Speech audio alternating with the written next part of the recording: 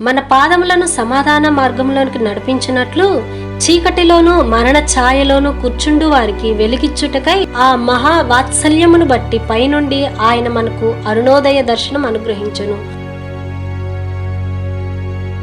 మంచి పోరాటము పోరాడి తిని, నా పరుగు కడముట్టించి తిని, విశ్వాసమును కాపాడుకొంటిని. ఇక మీదట నా కొరకు నీతి కిరీటం ఉంచబడి ఉన్నది. ఆ దినమందు నీతిగల న్యాయాధిపతి అయిన ప్రభు అది నాకు మాత్రమే కాకుండా తన ప్రత్యక్షతను అపేక్షించు వారికందరికీ అనుగ్రహించును.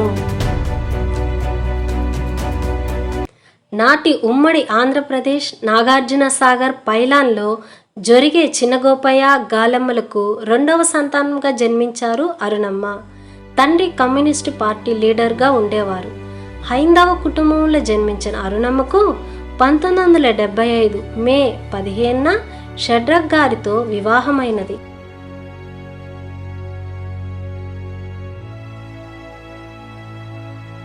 వీరికి శ్రీనివాసు, శంకరు, మురళి అనే 3 బిడ్డలను దేవుడు అనుగ్రహించాడు. ఒకసారి చిన్న బిడ్డ మురళి అనారోగ్యంతో బాధపడుతుండగా మల్లేశ్వరి అనే తన చెల్లి మాటను బట్టి ప్రభువుకు ప్రార్థన చేసింది. దేవుడు ఆ బిడ్డను స్వస్థపరిచి బ్రతికించాడు. విఠలరావు, రత్నమ్మ దంపతులు అరుణమ్మను రక్షణలోనికి నడిపించారు. దైవజనులు ముఖర్జీ, విజయమ్మలు వీరి కుటుంబాన్ని దర్శించి ఆత్మీయంగా ఎదిగేలా ఎంతో కృషి చేశారు. తన భర్త మారు మనసు కోసం అరుణమ్మ ఎంతో ప్రయాసపడ్డారు. షడ్రక్ గారు అనారోగ్యం నుండి విడుదల పొంది దేవునికి తన జీవితం సమర్పించుకున్నారు. 1995వ సంవత్సరంలో వారి పెళ్లి రోజున భార్యాభర్తలిద్దరూ బాప్టిస్మం పొందారు. మాచర్లలో రత్నమ్మ గారు చేసిన సేవను దేవుడు అరుణమ్మకు అప్పగించాడు. దర్శనం ద్వారా దేవుడు వీరిని సేవకు పిలిచాడు. ఆ పిలుపుకు లోబడి షడ్రకు, అరుణమ్మలు మాచర్లు తమ ఇంటిలో ప్రార్థన ప్రారంభించారు. చుట్టుప్రక్కల నివసించే స్త్రీలను సమకూర్చి వారికి సువార్తను ప్రకటిస్తూ దేవుని ప్రేమను చూపించేవారు. అనారోగ్యంతో ఉన్నవారు, సమస్యలతో ఉన్నవారికై ఉపవాసముతో ప్రార్థించి జయం పొందేవారు. మందిర స్థలం నిమిత్తం ఎంతో భారంగా ప్రార్థించారు. ఫలితంగా దేవుడు గొప్ప కార్యం చేశాడు. సంఘంలో ఉన్న అందరినీ తన కుటుంబీకుల వలె చూసుకుంటూ ప్రేమతో అందరికీ ఆతిథ్యం ఇచ్చేవారు.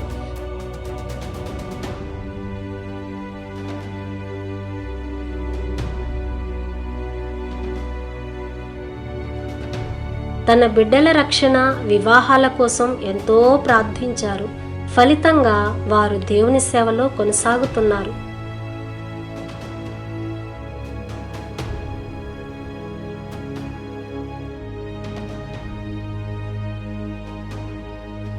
కరోనా కాలంలో తీవ్ర అనారోగ్యానికి గురైనప్పటికీ దేవునిపై భారం వేసి ధైర్యంగా ఉండేవారు.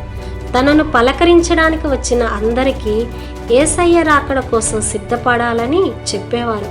పడకపై ఉన్నప్పటికీ అనేకులను బలపరిచేవారు. 26 సంవత్సరాలు ప్రభు పరిచర్య చేసి అనేకులకు యేసయ్యను పరిచయం చేసి సెప్టెంబర్ 2, 2021న దేవుడు తనకు అప్పగించిన తన పని ముగించుకొని ప్రభు సన్నిధికి చేరారు. ఆమె సేవలను తలంచుకొని అనేకులు ప్రభువుని ఘనపరచుచున్నారు. అరుణమ్మ ద్వారా దేవుడు చేసిన కార్యములు కొన్ని విందాం. నా పేరు సిపోరా. నేను మారు మనసు పొంది రక్షణ పొందాను. మరి అరుణమ్మ ద్వారా ఆమె దగ్గర నేను పాపాలు ఒప్పుకొని మారు మనసు పొంది రక్షణ పొందాను. రక్షణ పొందిన తర్వాత నన్ను బైబిల్ చదవడానికి ప్రార్థన చేయటం కూడా నాకు నేర్పించింది. నాకైతే బైబిల్ చదవడం రాదు, ప్రార్థన చేయటం రాదు. అప్పుడు రోజు నన్ను కూర్చోబెట్టుకొని బైబిల్ చదివించేది, ప్రార్థన చేయించేది. నన్ను అట్లా ఛానల్ నేర్పించినప్పుడు నన్ను బలపరిచింది. అనేక గృహాలకి నన్ను తీసుకెళ్ళింది. ఆ సువార్త చెప్తుంటే నాకు కూడా నన్ను కూడా నిలవబెట్టింది. అనేక మంది స్త్రీలకి చెప్పడానికి నాకు కూడా అవకాశం కలిగించి నన్ను కూడా నిలబెట్టి కూడా సువార్త పాటించాలమ్మా, అనేక మందిని రక్షణలోకి నడిపించాలని నన్ను అయితే ఎంతగానో బలపరిచింది. నా పేరు పద్మ. నేను భయంకరమైన విగ్రహారాధన కుటుంబంలో నుంచి వచ్చాను. నేను ఎన్నో కష్టాలు శోధనలు వేదన బాధల్లో ఉన్నప్పుడు ఆంటీ వాళ్ళ ఇంటికి దగ్గరలో మేము ఉండేవాళ్ళము. నన్ను పిలిచి దేవుడి గురించి నాకు చెప్పారు, దేవుడి ప్రేమను నాకు చూపించారు.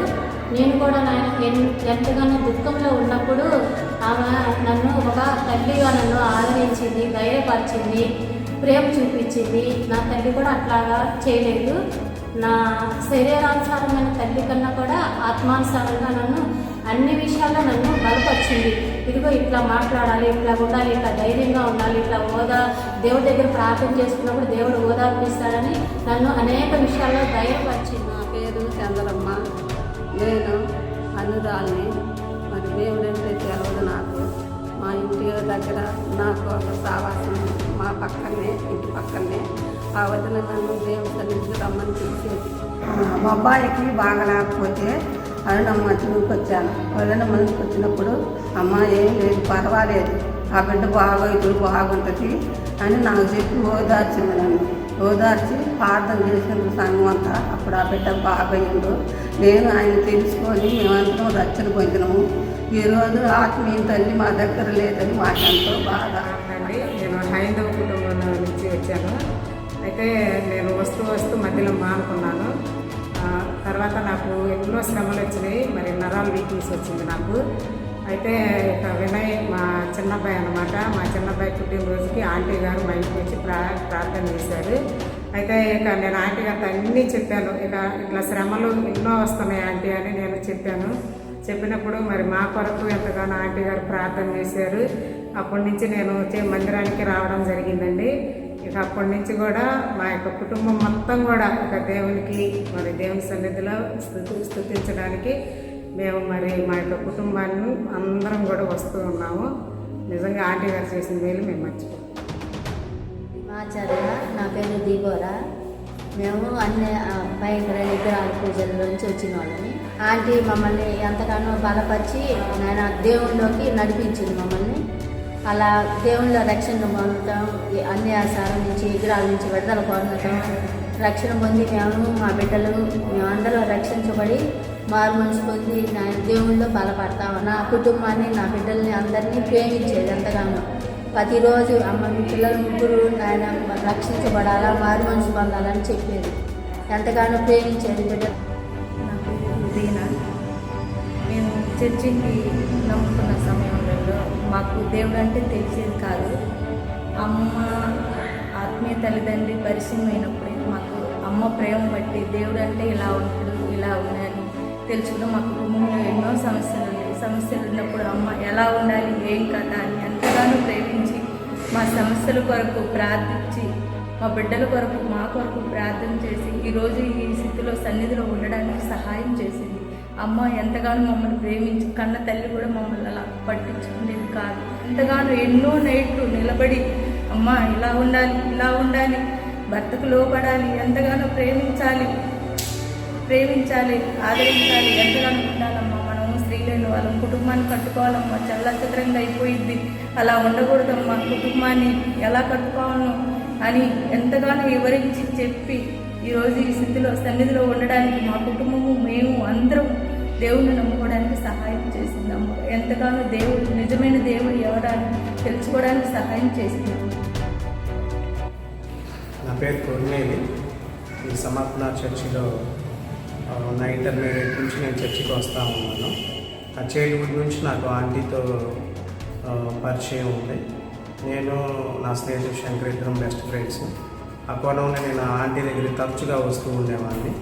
నా 10th క్లాస్ అయిపోయిన తర్వాత నిజదేవుడు ఎవరు అని నేను అన్వేషణలో ఉన్నప్పుడు ఆంటీ దగ్గర చాలాసార్లు నిజదేవుడి గురించి ఆర్గ్యుమెంట్ జరుగుతూ ఉండేది. ఆంటీ చాలా బైబిల్లోంచి రెఫరెన్స్లు చూపించి నిజమైన దేవుడు, ఆయన లక్షణాలు, ప్రభు మన కోసం చేసిన త్యాగము, ప్రభు ప్రేమ, ఇవన్నీ చాలా విషయాలు విత్ రెఫరెన్స్తో అన్నీ నాకు చూపించి నన్ను మారు మనసు రక్షణకు నడిపించారు. నా ఆత్మీయ తల్లి అయినటువంటి అరుణమ్మ, షట్రకాంతులు గారు, వీరిద్దరి ద్వారా నేను మారు మనసు పొంది రక్షింపబడ్డాను. ఆ తర్వాత నా మ్యారేజ్ విషయం కానీ, నా పిల్లల కొరకు కానీ చాలా విషయాల్లో అమ్మ నన్ను ముందుండి నడిపించారు. ఈరోజు ఈ విధంగా ఆత్మీయంగా ఉన్నానంటే ఆత్మీయ తల్లి ఆత్మీయ తండ్రి యొక్క సహకారం నా జీవితంలో ఎంతో ఉంది. వారి ద్వారానే ఈరోజు నేను ఈ రీతిగా ఆత్మీయంగా ఉన్నాను.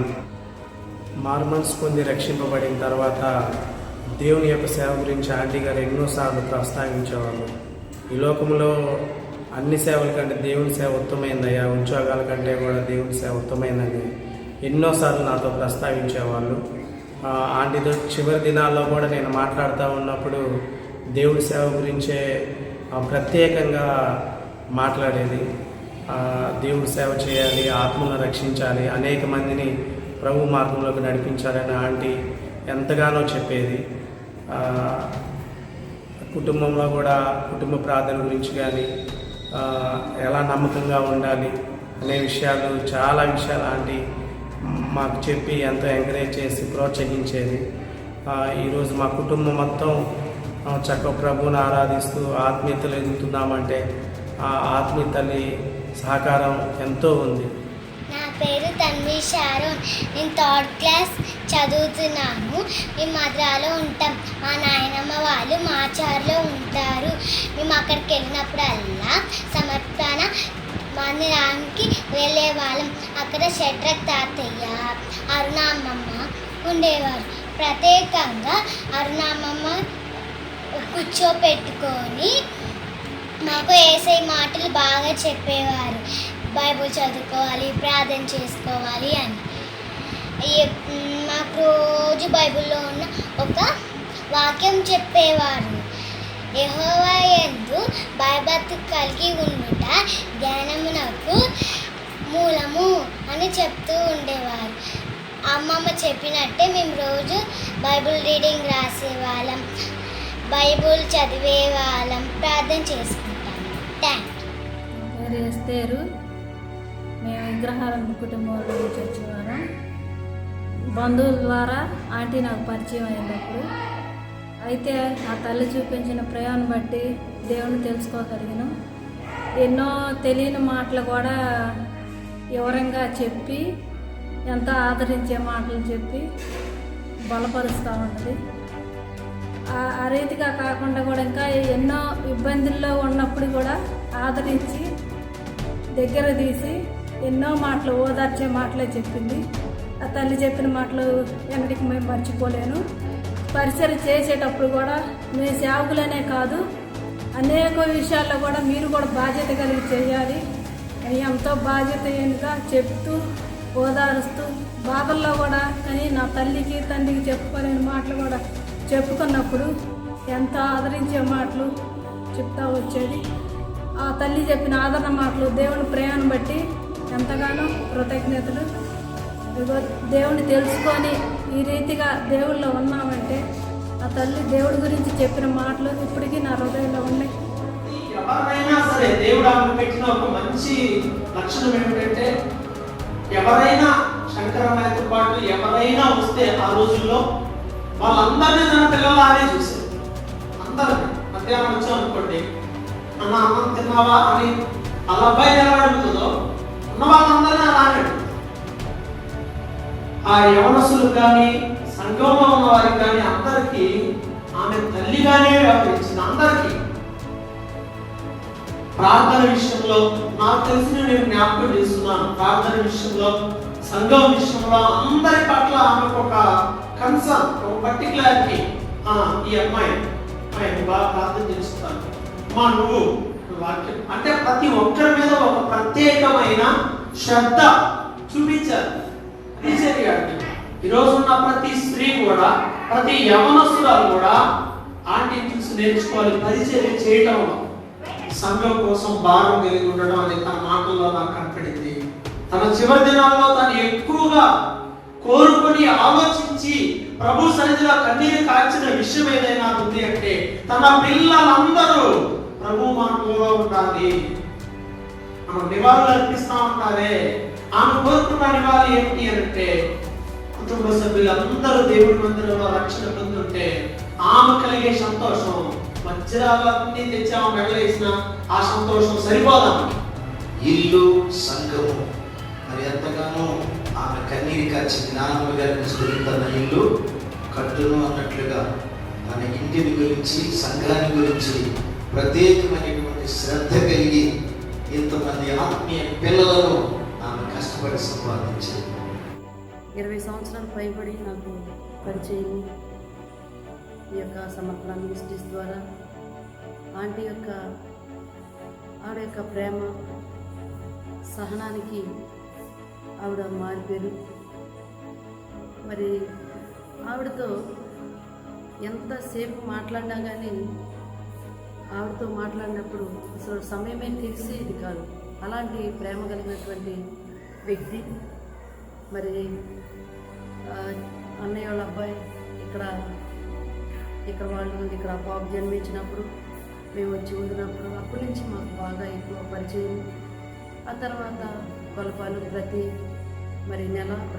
మీటింగ్స్కి వచ్చినప్పుడు కూడా మేము కొంతసేపు మాట్లాడుకున్నప్పుడు నిజంగా ఎంత ప్రేమ కలిగినటువంటి తల్లి. ఎలాంటి మాటలు ఆవిడ నుంచి వచ్చే మాటలు, ఒక్క మాట కూడా వ్యర్థమైనటువంటి మాట ఆవిడ మాట్లాడేవారు కాదు. ప్రతి మాట కూడా ఉపయోగకరమైనటువంటి మాట. కుటుంబాల్లో ఉండాలి. మరి మమ్మల్ని, మా కుటుంబాన్ని చాలా ప్రేమించాడు. మాట్లాడినప్పుడు మరి విజయాన్ని పరలోకానికి వెళ్ళారు, నా గురించి కూడా ప్రార్థన చేయండి, మరి నన్ను కూడా దేవుడు పరలోకం తీసుకుని వెళ్ళేలాగా ప్రార్థన చేయమని అదే నాతో ఆఖరిగా మాట్లాడినటువంటి మాటలు.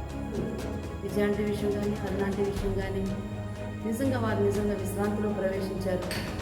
ఈ లోకంలో మరి ఒక ఆత్మీయమైనటువంటి తల్లిని కొన్ని మాటలతో ఎంత సమస్యతో ఆంటీతో మాట్లాడినా, ఎంత బాధతో ఆంటీతో మాట్లాడినా ఆవిడ మాటలకు సంతోషం వేస్తుంది. నిజంగా సామెతల గ్రంథం 31వ అధ్యాయం చూస్తే ఆంటీకి అది సరిగ్గా కరెక్ట్గా సరిపోతుంది. ఎందుకంటే ఆ యొక్క సహనము, ప్రేమ, ఒక కుటుంబాన్ని ఎలాంటి ప్రేమతో మాటలతో నింపాలో అది మరి ఆంటీ విషయంలో మనం చూడొచ్చు.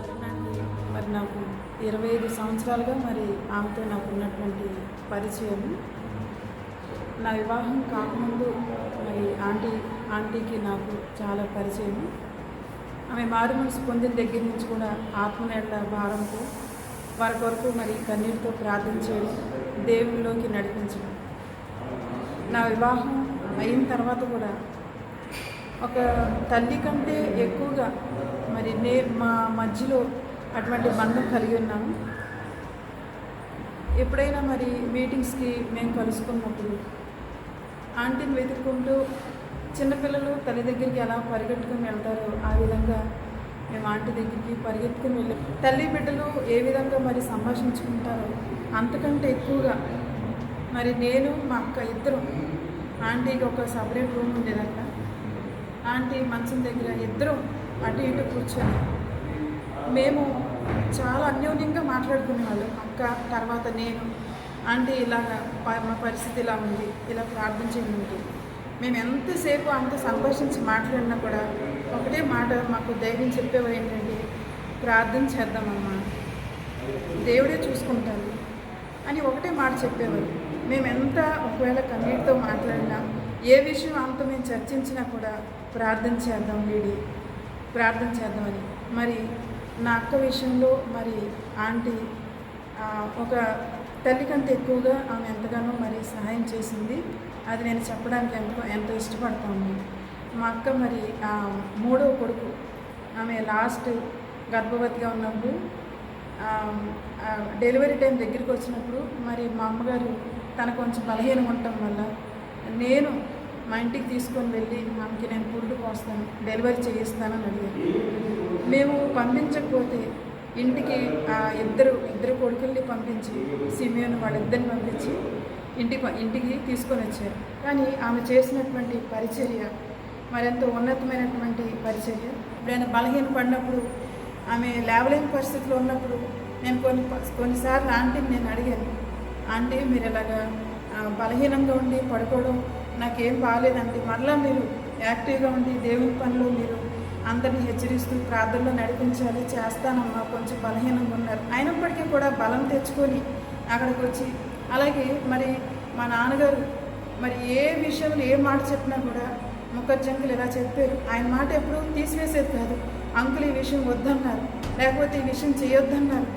దేవుని తర్వాత దేవుని సేవకులకి ఎంతో విలువనిచ్చి దేవుని సేవకులు ఎంతో ప్రేమించి మరి ఆయన ఉన్నంతసేపు కూడా మరి ఆయన పరామర్శించడం ప్రేమించడం అంటే నన్ను ఆత్మీయంగా నడిపించినటువంటి నా తండ్రి వచ్చారు అని ఆమె ఎంతగానో మరి సేవకులు మళ్ళీ ఇంటికి ప్రయాణం చేసి వెళ్ళేంత వరకు కూడా ఆమె అలా గుమ్మంలో నిలబడుతూ నా తండ్రిని ఎంతో పరామర్శించేది.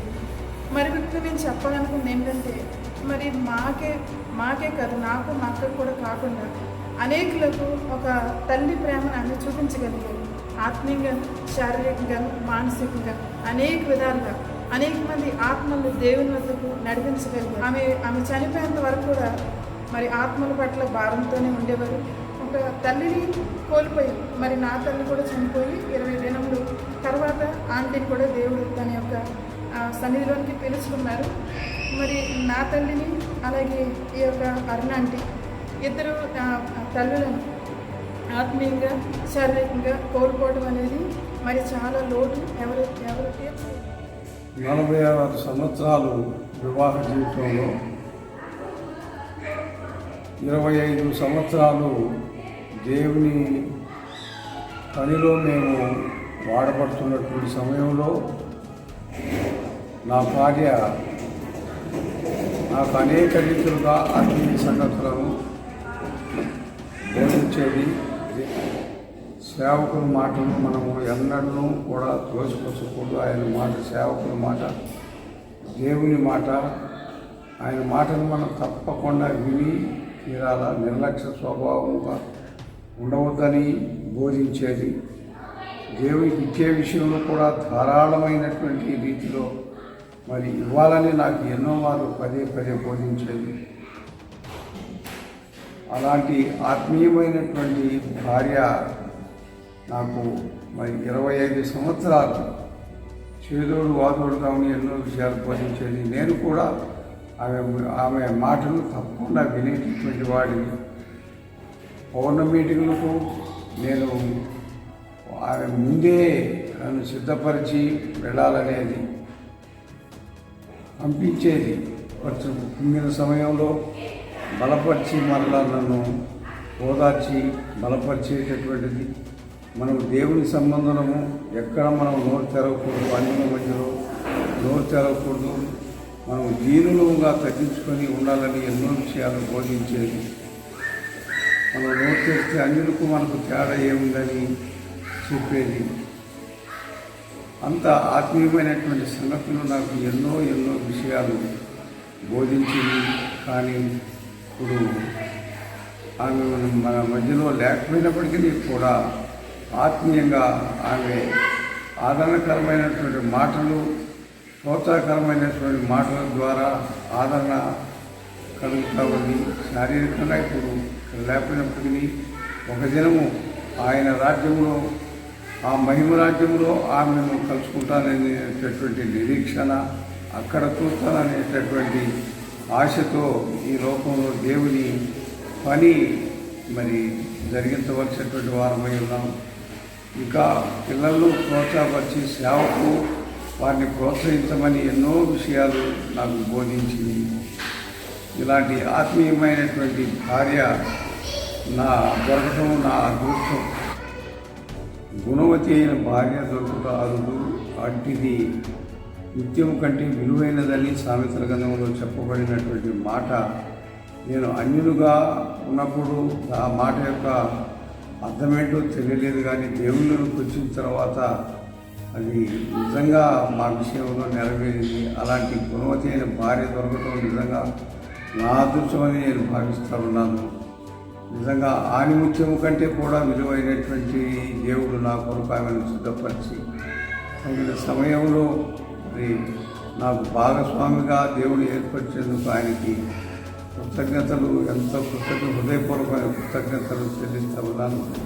ఆమె నా జీవితంలో మరి నన్ను ఒక మనిషిగా మరి సేవలో ఎన్నో ఆత్మీయమైనటువంటి సత్యాలు, ఆమె చెప్పే ప్రతి మాట కూడా అమూల్యమైనటువంటి మాటలు చెప్పేది. ఎప్పుడైనా ఆమె మరి దూరమైపోయింది. ప్రభు పిలుపును బట్టి ఆమె ఆ మహిమరాజ్యంలో దేవుని సన్నిధిలో ఉండటానికి వెళ్ళిపోయింది. కానీ ఒక దినము మరి ఆమెను నేను అక్కడ చూస్తాను అనేటటువంటి ఆ గొప్ప నిరీక్షణతో నేను మరి ఈ భూమి మీద ఆయన పనిలో కొనసాగుతూ ఉన్నాను. ఆమె లేకపోయినా ఉన్నట్టుగానే నేను భావిస్తూ ఆమె చెప్పిన ఆదరణకరమైన మాటలను జ్ఞాపకం చేసుకుని సేవలో కొనసాగుతూ ఉన్నాను. మరణం వరకు ఆయనకు నమ్మకంగా జీవించి నేను కూడా ఆయన రాజ్యంలో చేరాలన్నదే నా యొక్క ధ్యేయం. 1994 సంవత్సరం. ఆ సంవత్సరంలో ఆదిలాబాద్లో ఆర్టీసీ ఆఫీసర్ ఆదిలాబాద్లో నా దగ్గర మార్మర్చుకుంటారు. ఆయన యొక్క భార్య రత్నమ్మ గారు, విఠలరావు గారు, రత్నమ్మ గారు. వారు ఆదిలాబాద్ నుంచి ట్రాన్స్ఫర్ అయ్యి మాచర్లకు వచ్చారు. ఇక రాగానే ఇంటి కొరకు వెతుకుతూ ఉన్నారు. ఆయన ఆఫీసర్ కనుక తప్పకుండా మంచి ఇంటి కావాలి. కానీ ఇక్కడికి రాగానే షట్రక్ గారు ఆయన యొక్క ఇల్లు చూసి ఆయన గది చూపించారు. షట్రక్ గారు ఏమంటున్నారంటే, మీరు ఉండలేరు ఇక్కడ, ఎందుకంటే లెటర్ సరిగా లేదు, అందులో మీరు ఆఫీసర్, ఏ వసతి లేదు, దయచేసి మీరు వేరే ఇల్లు చూసుకోండి అంటున్నారు. ఆయన ఏమంటున్నారంటే, మాకు ఇదే కావాలి. షట్రక్ గారు అంటే ఇంతకుముందు వెంకటేశ్వరరావు గారు, తమ్మినేని వెంకటేశ్వరరావు గారు. సో ఆ ఇంట్లోకి వచ్చి ఉన్నప్పుడు నాకు ఇన్ఫామ్ చేశారు, ఆ ఇంట్లోకి వచ్చాం, మీరు దయచేసి వచ్చి ప్రార్థన చేయండి. సో ఆ ఇంటికని నేను ఈ మాచర్లో వచ్చాను. మాచర్లో వచ్చినప్పుడు మధ్యరాత్రి. సో అక్కడికి రావాలంటే వెంకటేశ్వరరావు గారు ఇల్లేదని అనుకుంటూ వస్తూ ఉన్నాను. మొత్తం మీద ఆ ఇంట్లో ముందు అక్కడ వారేమన్నారంటే, మీరు దేవుని సేవకులు కదా, ముందు మా ఇంట్లో ప్రార్థన చేసిన తర్వాత అప్పుడు అక్కడికి వెళ్ళి వెళ్తురుగానే అన్నారు. నేను చూడగానే గుమ్మడికాయ వేలాడుతుంది, కొబ్బరికాయ వేలాడుతుంది, పెద్ద పెద్ద విగ్రహాలు ఉన్నాయి. వరణ మీదకి నేను ఎక్కాలంటే నేను ఎక్కలేకపోతాను. ఏం చెప్పానంటే, వస్తాను, ప్రార్థన చేస్తాను, ఇవన్నీ తీసేస్తాను, కానీ నేను ఒక అడుగు మీ ఇంట్లోకి రానండి. సో వాళ్ళు అంగీకరించి అప్పటికప్పుడే ప్రార్థన చేయకముందే ఆ విగ్రహాలన్నీ తీసేశారు, కొబ్బరికాయ తీసేశారు, గుమ్మడికాయ తీసేశారు, ఇంకెక్కడెక్కడ విగ్రహాలు ఉన్నాయో మొత్తం ఇంట్లో ఉన్న చిన్న చిన్న విగ్రహాలు అన్నీ తీశారు. అప్పుడు ప్రార్థన చేశాను. ఆ రాత్రి ఆయన ఏం చేశారంటే, వెంకటేశ్వరరావు గారు అదంతా పెద్ద మూట కట్టుకొని ఎక్కడో కాలంలో పాడేసి వచ్చేసారు. సో ఆ రోజు అలాగే ఒక నెల తర్వాత నేను మరలా వచ్చాను, వీరు ఎలా ఉన్నారని. వచ్చిన తర్వాత వారిలో కొంత చేంజ్ చూసి, కొంత మార్పు చూసి అరుణమ్మ గారితో నేను మాట్లాడడం ప్రారంభించాను.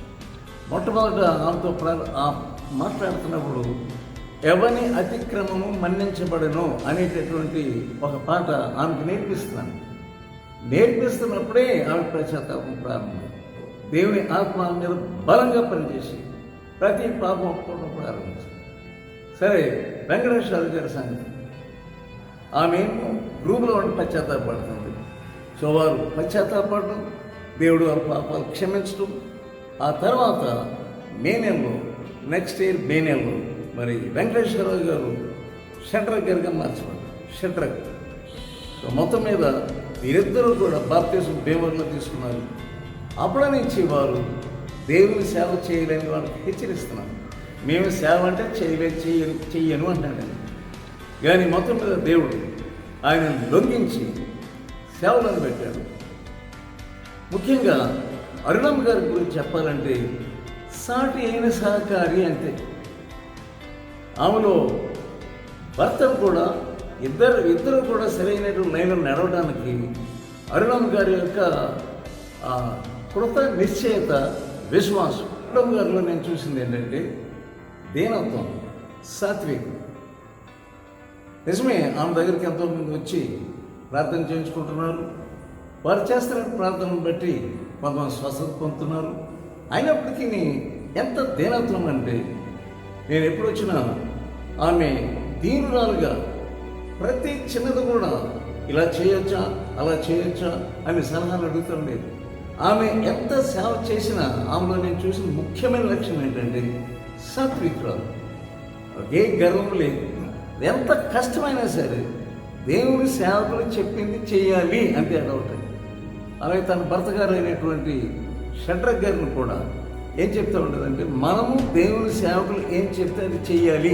సో ఆమె ఈ లోకంలో నుంచి పరలోకంలోనికి దేవుని దగ్గరికి వెళ్ళక ముందు ఆమె చేయవలసినటువంటి కార్యక్రమం అంతా చేసేసి సంఘాన్ని అంతా కూడా పశ్చాత్తాపంగా నడిపించింది, అందరికీ హెచ్చరికలు చేసింది. సో అరుణమ్మ గారు మంచి పేరు అంటే ఏంటంటే దేవుని పరంగా, దేవుని సేవ కొరకు, దేవుని రాజ్యం కొరకు తాను అంకితం చేసుకొని ఇతరులకు మాదిరిగా ఈ లోకంలో జీవించగలిగింది. ఆమె యొక్క సాక్ష్యం అనేక మందికి ఆశీర్వాదకరం ఉండాలని నేను కోరుకుంటున్నాను. తాను ఆత్మీయ మార్గంలో నడిచి అనేక మందిని ఆ ప్రభు ఎద్దుకు నడిపించిన ఆత్మీయ దిగ్గజం అరుణమ్మ. పరలోకంలో మరలా మనందరం ఆమెను తప్పకుండా చూస్తాము.